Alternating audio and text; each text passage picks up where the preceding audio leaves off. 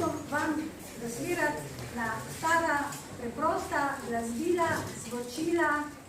predmete, ki so človeka spremljali v življenju pri delu, pri veselju kdaj na kolinah, potem v trgatvi uspešni končani, pa zapusta v takšnih bolj šaljivih prilikah. Tako šaljive oziroma preprosto so tudi naših predmeti, ki pričajo o tem, da so ljudje, kljub temu, da so bili delali cele dneve naporno, vse z rokami in orodji, še toliko imeli radosti, prebivali veselje in volje, da so si še naredili zabavo po končanem delu.